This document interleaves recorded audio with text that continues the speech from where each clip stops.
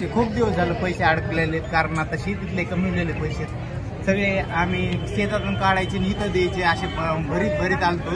थोडेफार भरलेत आणि ते अचानक बँक बंद पडल्यामुळं इतका हे आला, लोड आला. कारण गरिबी लय वाईट आहे. आमच्यासारखे शेतकरी इतकी गरिबी कुणाचीच हे नाही. तरी आम्हाला हे पैसे मिळावे सरकारकडून, ही आमची नम्र विनंती.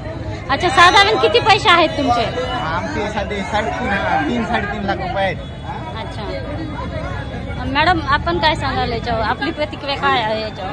हे ज्ञानराजाचं जे काही बँक आहे त्यांनी एवढा मोठा फ्रॉड करून तो बसला जेलमध्ये. आता हे सर्व लोकांना जेल करावी लागेल. आम्हाला जेल आहे, त्याला नाही. कारण ज्याने आम्ही शेती विकून आज पैसे आमचे 25 लाख रुपये असे गुंतवलेले, आमच्या मुलाच्या शिक्षणाचे, नातवांचे आता ऍडमिशन वगैरे काय काय सगळं असतं ना त्याच्यावरती.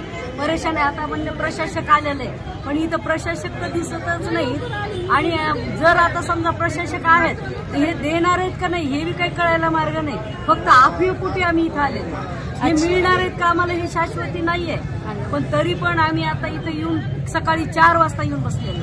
प्रशासकाच्या वतीने काही तुम्हाला लेखी निवेदन काय मिळालंय का की तुमचे पैसे मिळणावेत, तुम्ही या म्हणून? सरकारला सांगायचंय, प्रशासकला सांगायचंय की हे जी ईडी फिडी हे सगळं बाकीच्या भानगडी सोडून त्या ज्या ज्ञानराजाची जेवढी प्रॉपर्टी आहे तेवढी जप्त करून ह्या सर्व लोकांचे पैसे त्यांनी शासनाने द्यावे, ही विनंती आमची सर्वांची. आज सगळे लोक परेशान आहेत. त्यामध्ये जेवढ्या मल्टीस्टेट आहेत तेवढ्यामधले लोक, लाखो लोक आणि करोडो लोक याच्यात मध्ये फसवले गेलेले आहेत. याची दखल शासनाने घ्यावी एवढी विनंती त्यांना सर्वांच्या वतीने आम्ही करत आहोत. मॅडम, काय सांगाल आपण? कुठून आहात, आपलं नाव काय आहे आणि इथं का? अच्छा, काय सांगाल आपण, काय इथं थांबलात? माझे पैसे 2 लाख रुपये माझ्या गेलेले आहेत.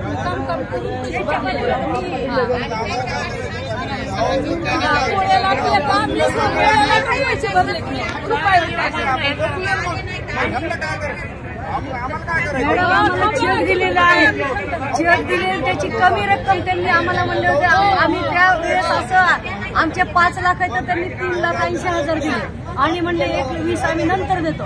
मग आता या चेकच्या हे म्हणजे पुरावा द्या, आम्ही कसं द्यायचे पुरावे?